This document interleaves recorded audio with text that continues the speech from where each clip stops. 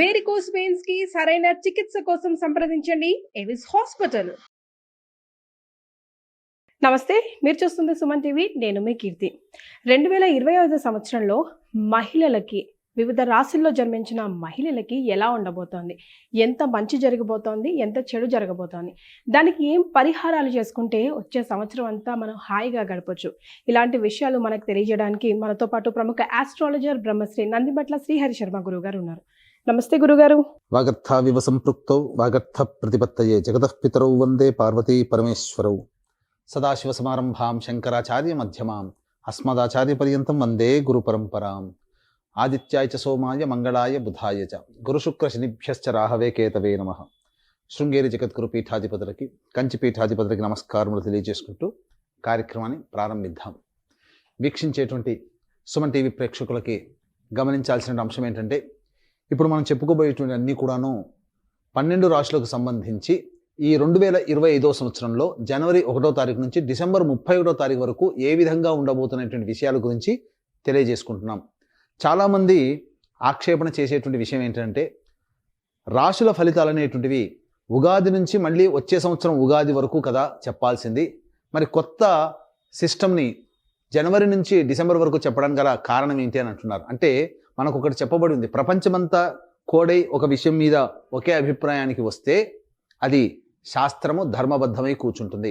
కాబట్టి ప్రపంచమంతా న్యూ ఇయర్గా జనవరి 1వ తారీఖు నుంచి డిసెంబర్ 31వ తారీఖు వరకు గౌరవిస్తుంది, ఆదరిస్తుంది. కాబట్టి మనం కూడా ఆంగ్ల నూతన సంవత్సర ప్రభావంగా జనవరి 1 నుంచి డిసెంబర్ 31వ తారీఖు వరకు ద్వాదశ రాశుల వారికి ఏ విధంగా ఉంటాయి ఫలితాలు అనేటువంటివి మనం తెలియజేసుకుంటున్నాం.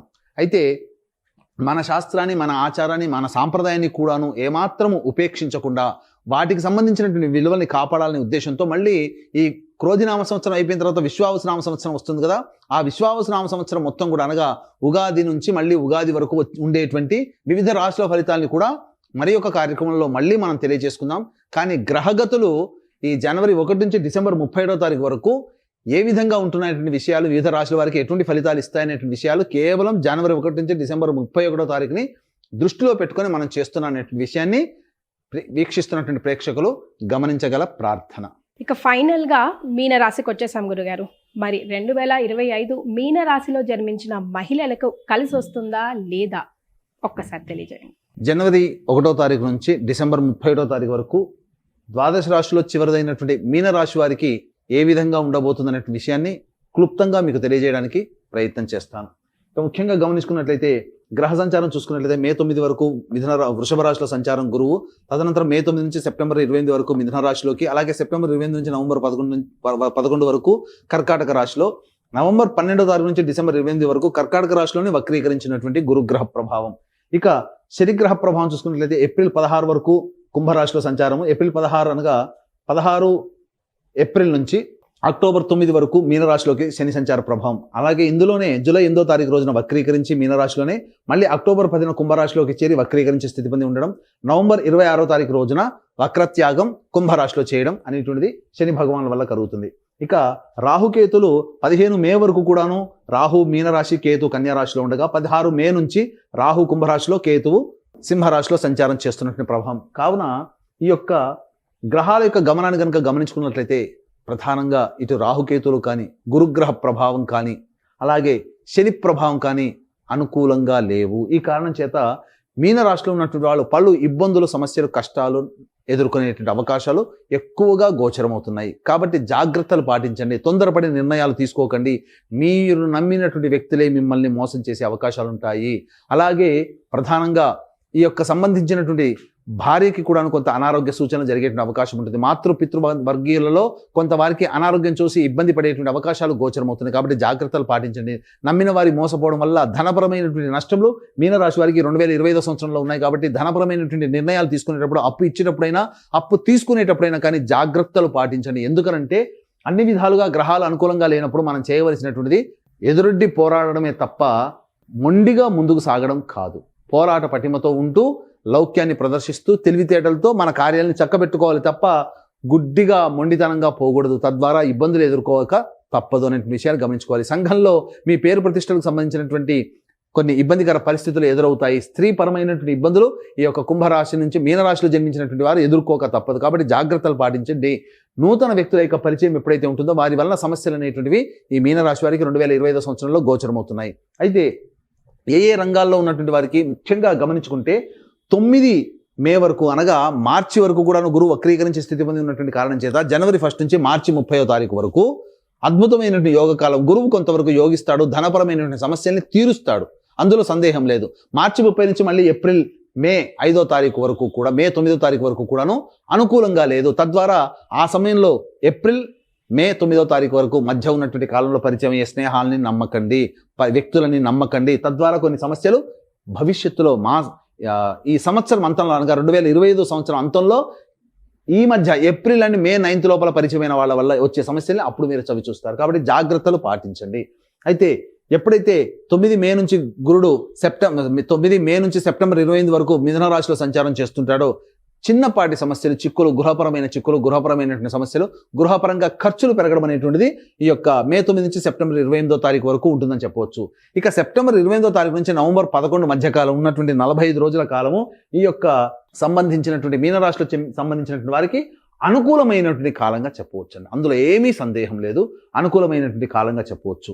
ఎందుకంటే కుంభరాశిలోకి అక్టోబర్ 10న ప్రవేశం చేసి వక్రీకరించినటువంటి శని ప్రభావము లాభరాశి ఫలితాలు అక్టోబర్ 10 నుంచి నవంబర్ 11. అంటే సింపుల్గా చెప్పాలంటే గురువు సెప్టెంబర్ 28 నుంచి నవంబర్ 11 వరకు యోగిస్తే శని భగవానుల వారు అక్టోబర్ 10 నుంచి మీకు యోగించడం అనేటువంటిది జరుగుతుంది. తద్వారా ఏమవుతుంది, గురు శనుల యొక్క ప్రభావము యోగకాలం అనేటువంటిది సెప్టెంబర్ 28వ తారీఖు నుంచి ప్రారంభమవుతుంది. సెప్టెంబర్ 28 వరకు కూడాను కొన్ని కష్టములు ఎదుర్కోక తప్పదు. అనగా సంవత్సరాంతంలో శుభ ఫలితాలు పొందుతారు.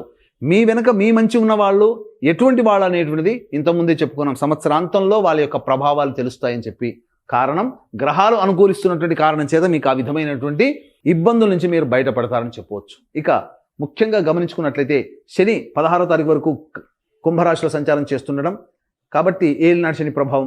ఇక 16 ఏప్రిల్ నుంచి శని మీనరాశిలోకి సంచారం చేస్తుండడం, 16 ఏప్రిల్ నుంచి అక్టోబర్ 9 వరకు మీనరాశిలోకి, అలాగే ఈ సంబంధించినటువంటి జూలై 8న వక్రీకరించి మళ్ళీ ఏలినాటి శని ప్రభావం, మళ్ళీ అక్టోబర్ 10న కుంభంలో వక్రీకరించి ఉండడం.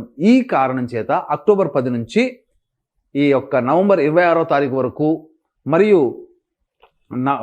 ఈ నవంబర్ నుంచి సెప్టెంబర్ నుంచి నవంబర్ వరకు కర్కాటకంలో ఉన్నటువంటి ఫలితము ఇవన్నీ కూడా యోగదాయకమైనటువంటి పరిస్థితులు ఉంటాయి. కాబట్టి జాతకరీత్యా ఏం చేసుకోవాలనుకున్న నవంబర్ 11వ తారీఖు లోపలనే అక్టోబర్ 10 నుంచి నవంబర్ 11వ తారీఖు మధ్యకాలంలో అప్పటి వరకు సమస్యలు ఎదుర్కొన్నటువంటి వాళ్ళకి రిలీఫ్ అనేది ఆ మంత్లోకి దొరుకుతుంది. అన్ని సమస్యలకి పరిష్కార వేదిక ఒక్క మంత్లోనే అన్ని సమస్యలు మీరు పరిష్కరించుకోగలుగుతారు. కాబట్టి తెలివిగా ఆ ఒక్క నెల పాటు మీ యొక్క సమస్యని పరిష్కరించుకునే మార్గాన్ని వెతుక్కోండి. తప్పకుండా ఆ సమస్యలు పరిష్కారం అవుతాయి. అక్టోబర్ 10 నుంచి నవంబర్ 11 31 రోజులు మీకు తిరుగుండదని చెప్పవచ్చు. ఇక గమనించుకున్నట్లయితే ప్రధానంగా ఈ యొక్క కుజగ్రహ ప్రభావంలో జనవరి 21 నుంచి ఏప్రిల్ 1వ తారీఖు వరకు కొంత మీకు మంచి చేరేటువంటి అవకాశం ఉంది. సోదర సోదరీమణులు మిత్రుల సహాయ సహకారాలు జనవరి 21 నుంచి ఏప్రిల్ 1వ తారీఖు మధ్యకాలంలో ఉంటుంది. తద్వారా రాని బాకీలు వసూలవుతాయి. అన్నిటికంటే ప్రధానంగా కోర్టు సమస్యలు ఏవైతే ఉంటాయో, సివిల్ సమస్యలు కానీ ఫ్యామిలీ సమస్యలు కానీ అవన్నీ పరిష్కరించుకొని ఆ కోర్టు సమస్యలకు సంబంధించి విజయాన్ని పొందుతారని చెప్పవచ్చు.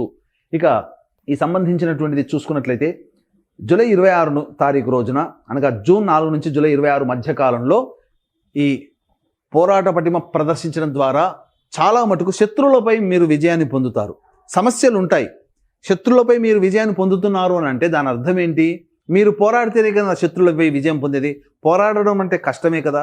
శత్రువులు అంటే మనుషులు కాదండి, మనకు వచ్చే సమస్యల నుంచి పోరాడి ఆ సమస్యల మీద విజయం పొందుతున్నామంటే ఆ పోరాటం జరుగుతుందంటే అక్కడ కష్టాలు వస్తున్నట్టు లెక్క. కాబట్టి తుదకు విజయం మీదే అవుతుంది. అనగా కష్టాల్ని ధైర్యంగా ఎదుర్కోగలిగేటువంటి శక్తి కుజ భగవానుడు మీకు అంతర్గతంగా అందజేస్తున్నాడు. ముఖ్యంగా గమనించుకున్నట్లయితే ఈ యొక్క జూలై 26 నుంచి అక్టోబర్ 25 ఉన్నటువంటి మధ్యకాలము జాగ్రత్తలు పాటించండి. జూలై 26 నుంచి సెప్టెంబర్ 11వ తారీఖు వరకు ఉన్నటువంటి కాలంలో వ్యాపార భాగస్వాముల మధ్య, జీవిత భాగస్వాముల మధ్య పొరపచ్చాలు వచ్చే అవకాశం ఉంది. కాబట్టి మౌనాన్ని ఆశ్రయించండి. ఇక సెప్టెంబర్ 11 నుంచి అక్టోబర్ 25 మధ్యకాలంలో మీకు అనారోగ్య సూచనలు చేసేటువంటి అవకాశం ఉంటుంది. ఎన్నాళ్ళ నుంచో ఆపరేషన్ డేట్ కోసం ఎదురు చూస్తున్నటువంటి వాళ్ళకి డేట్ కన్ఫామ్ అనేటువంటిది ఈ సెప్టెంబర్ 11 నుంచి అక్టోబర్ 25 మధ్య కాలంలో కన్ఫామ్ అవుతుంది. వాహనాన్ని నడిపేటప్పుడు ఈ మధ్య కాలంలో జాగ్రత్తలు పాటించండి. సెప్టెంబర్ 11 నుంచి అక్టోబర్ 25 మధ్య కాలంలో.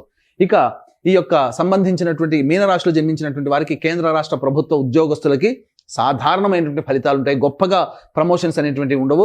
బదిలీల కోసం చేసే ప్రయత్నాలన్నీ కూడాను కాస్త కష్టతరంగా మారుతాయి. అయితే నిరుద్యోగస్తులకి నిరాశ తప్పదు. కానీ సంవత్సరం అంతా ఉద్యోగం లేకుండా నిరుద్యోగంలోనే ఉంటారా అనంటే కొన్ని సమయాలు జనవరి 11 నుంచి ఫిబ్రవరి 11 వరకు ఉద్యోగం లభించే అవకాశం ఉంటుంది. అలాగే మే 13 నుంచి జూన్ 14 తారీఖు వరకు ఉద్యోగం లభించే అవకాశం ఉంటుంది. అలాగే ఆగస్టు 16 నుంచి సెప్టెంబర్ 16 మధ్య కాలంలో కూడా ఉద్యోగం లభించే అవకాశం ఉంటుంది. కాబట్టి ఈ చెప్పినటువంటి 3 టైం పీరియడ్స్లో ఉద్యోగ మార్పులు కానీ నిరుద్యోగస్తులకి ఉద్యోగం లభించడం కానీ జరుగుతుంది. ప్రైవేట్ రంగంలో పనిచేసేటువంటి ఉద్యోగస్తులు ఎవరైతే ఉంటారో వాళ్ళకి సాధారణమైనటువంటి జీతభత్యములు పెరుగుతాయి తప్ప ఊహించినంతగా పెరగవు. అయితే ఈ యొక్క మీనరాశిలో జన్మించినటువంటి రాజకీయ నాయకులు ఎవరైతే ఉంటారో ప్రజల ఆదరణ కోసం ఎక్కువగా డబ్బులు ఖర్చు చేస్తారు. మీ పక్కన మంచిగా ఉండి మీ వెన్నంటి ఉండి ఉన్న వాళ్ళే మీకు గోతులు తవ్వే అవకాశం ఉంటుంది. కాబట్టి మీ మీద చెడు ప్రచారం అనేటువంటి జరుగుతుంది. అధికారుల వల్ల ఉన్నత స్థాయి వ్యక్తుల వల్ల కూడా మీకు ఇబ్బందులు అనేటువంటివి ఉంటాయి. అంతేకాకుండా మీరు ఏ పార్టీలో అయితే ఉంటారో ఆ పార్టీ పెద్దల యొక్క సహాయ సహకారాలు అంతగా లేకపోవడం వల్ల కష్టించి విజయాన్ని పొందే అవకాశము పోటీ చేసినప్పుడు ఉంటుంది. కాబట్టి అంత కష్టపడి డబ్బును నష్టపోయి అనేటువంటి విషయంలో జాగ్రత్తలు పాటించి నిర్ణయం తీసుకోండి. ఇక ఈ యొక్క మీనరాశిలో జన్మించినటువంటి సినీ కళారంగ ప్రముఖులు, అలాగే సినీ కళారంగంలో ఉన్నటువంటి వారు, 24 ఫ్రేమ్స్లో పనిచేసేటువంటి వాళ్ళు, నాటక రంగంలో ఉన్నటువంటి వాళ్ళు, అలాగే electronic and printing media, social media రంగంలో ఉన్నటువంటి వాళ్ళు, టీవీ సీరియల్స్లో పనిచేసేటువంటి వాళ్ళకి ఆశించిన మేర శుభ ఫలితాలు లభించవు. కాబట్టి కొత్త ప్రకటనలు, కొత్త వ్యాపారాలు అనేటువంటి అనగా కొత్త ప్రాజెక్టులు సైన్ చేసేటప్పుడు ఈ యొక్క కళారంగంలో ఉన్నటువంటి వారు ఆచితూచి స్పందించండి. ఈ రోజు కాకపోతే భవిష్యత్తులో ఇంకో రోజు ఉంటుంది. కానీ నిరర్ధకమైనటువంటి ప్రజాదరణ లేనటువంటి ప్రాజెక్టులో సైన్ చేయడం ద్వారా తద్వారా మీకే భవిష్యత్తు అగమ్య గోచరంగా మారుతుంది. కాబట్టి సైన్ చేసేటప్పుడు జాగ్రత్తలు పాటించండి. ఇక ఈ సంబంధించినటువంటి ఈ యొక్క మీనరాశిలో జన్మించినటువంటి విద్యార్థులు రాహు, శని, కేతుల యొక్క ప్రభావం, గురు ప్రభావం కూడా అంతగా లేని కారణం చేత జ్ఞాపక శక్తి కోల్పోవడం, తద్వారా చేస్తున్నటువంటి ఈ యొక్క రాస్తున్నటువంటి పరీక్షలలో కష్టే ఫలినట్టుగా పోటీతత్వాన్ని ముందు పెట్టుకొని మీరు ప్రయత్నం చేయాలి. సాధారణంగా మీకు ఉత్తీర్ణత శాతం కలుగుతుంది. అయితే కోరుకున్నటువంటి విద్యాలయాల్లో ప్రవేశం కోసం ప్రయత్నం చేసేటప్పుడు జాగ్రత్తలు పాటించండి. నిరాశ మిగలకుండా మీరు పోరాట పటిమతో మీరు ముందుకు వెళ్ళే ప్రయత్నం చేయండి. ఇక గమనించుకున్నట్లయితే ఈ యొక్క మీనరాశిలో జన్మించినటువంటి రైతులు ఎవరైతే ఉన్నారో వాళ్ళకి సాధారణమైనటువంటి దిగుబడి ఉంటుంది తప్ప గొప్పగా దిగుబడి ఉండదు. కొత్త పంటలకి ప్రయత్నం చేయకండి. ఈ మీనరాశిలో జన్మించినటువంటి లాయర్లు కానీ, అలాగే రియల్ ఎస్టేట్ రంగంలో ఉన్నటువంటి వాళ్ళు కానీ, మైనింగ్ రంగంలో ఉన్నటువంటి వాళ్ళు కూడా ఎక్కువగా నూతన ప్రాజెక్టులు అనేటువంటివి చేపట్టకండి. మీరు చేపట్టేటువంటి పనులు ఇంతకుముందు ఉన్నవే కొనసాగించుకునే ప్రయత్నం చేయండి తప్ప మీరు కొత్తవి చేపట్టుకోగానే ప్రయత్నం చేయకండి. అయితే ఈ యొక్క మీనరాశిలో జన్మించినటువంటి వారికి గురుబలం, శనిబలం అంతగా లేని కారణం చేత ఈ సంబంధించినటువంటి ఎడ్యుకేషన్ ఇన్స్టిట్యూషన్స్, జ్యువెలరీ రంగంలో ఉన్నటువంటి వాళ్ళు, ఫుడ్కు సంబంధించినటువంటి వాళ్ళు, ఎఫ్ఎంసీజీ రంగంలో ఉన్నటువంటి వాళ్ళు, సూపర్ మార్కెట్లు, జనరల్ స్టోర్లు నడిపేటువంటి వాళ్ళు, తీర్థయాత్రలు, పూజా స్టోర్లు నడిపేటువంటి వారు, రోడ్ సైడ్ పళ్ళు వ్యాపారస్తులు, అలాగే రోడ్ సైడ్ కుకింగ్ వెండర్స్ అనగా పికిల్స్, కూరగాయలు అమ్మేటువంటి వాళ్ళు, వీళ్ళకందరికీ కూడాను సాధారణమైనటువంటి వ్యాపార ఆదాయం మాత్రమే ఉంటుంది తప్ప గొప్పగా ఉండదు. కాబట్టి నూతనంగా వ్యాపార విస్తరణకి అప్పు తెచ్చి చేసుకోవడం అనేటువంటి బుద్ధి తక్కువ పని ఇంకోటి లేదనేటువంటి విషయాన్ని గమనించుకొని ఉన్న వ్యాపారాన్ని నడుపుకోవడమే చాలా మేలనేటువంటి విషయాన్ని గమనించుకోవాలి. ఎందుకంటే గ్రహాలు అనుకూలంగా లేనప్పుడు మనం ఏం చేసినా మనకు అనుకూలంగా ఉండవు. కాబట్టి జాగ్రత్తలు పాటించండి. ఇక్కడ వడ్డించేవాడు మనవాడైతే ఎక్కడ కూర్చున్నా ఒకటే అన్నట్టు మనకు గ్రహాలు యోగించినప్పుడు మనం ముందు కూర్చున్నా వెనక ఉన్నా ఎన్ని ప్రయత్నాలు చేసినా మనకు తుదకు ఫలితం లభించదనే విషయాన్ని మీనరాశిలో జన్మించినటువంటి వాళ్ళు గమనించుకోవాలి. ఇక మీనరాశిలో జన్మించినటువంటి ఎడిబుల్ ఆయిల్స్, అలాగే ఆయిల్ వ్యాపారంలో ఉన్నటువంటి వాళ్ళు, మిల్లులు వ్యాపారం నడిపేటువంటి వాళ్ళు, అలాగే ఈ సంబంధించినటువంటి స్టీల్ వ్యాపారం, ఐరన్ సంబంధించినటువంటి వ్యాపారంలో ఉన్నటువంటి వాళ్ళు, ఈ యొక్క పెట్రోల్ బంకులో ఆటో ఆయిల్స్ నడిపేటువంటి వాళ్ళు, వీళ్ళకందరికీ కూడా చర్మముతో సంబంధమైనటువంటి వ్యాపారస్తులు, వీళ్ళకందరికీ కూడాను సాధారణమైనటువంటి ఫలితాలు ఉంటాయి. గొప్పగా చెప్పుకోదగినటువంటి ఫలితాలు అనేటువంటివి ఉండవు. ఈ యొక్క మీనరాశిలో జన్మించినటువంటి స్త్రీలకి పేరుకు తగినటువంటి ప్రతిఫలము లభించకపోవడం వల్ల ఇబ్బందికర పరిస్థితులు అనేటువంటివి ఎదురవుతాయి. అంతేకాకుండా శ్రమ ఎక్కువగా ఉండడము, ఒత్తిడి ఎక్కువగా ఉండడము, చేసేటువంటి పనుల ఫలితం కూడా తక్కువగా ఉండడం, ఈ కారణం చేత అనవసరమైనటువంటి బాధ్యతలను ఎత్తిన వేసుకోవడం అనేటువంటిది మీకు జరుగుతుంది. అంతేకాకుండా ఆరోగ్య సమస్యలు అనేటువంటివి తలెత్తేటువంటి అవకాశాలు ఉంటాయి. ముఖ్యంగా ఈ మీనరాశిలో జన్మించినటువంటి స్త్రీ పురుషులకి ఈ యొక్క సంబంధించినటువంటి ఎసిడిటీ ప్రాబ్లమ్స్, ఇండైజెషన్ ప్రాబ్లమ్స్ ఎక్కువగా గోచరమవుతాయి.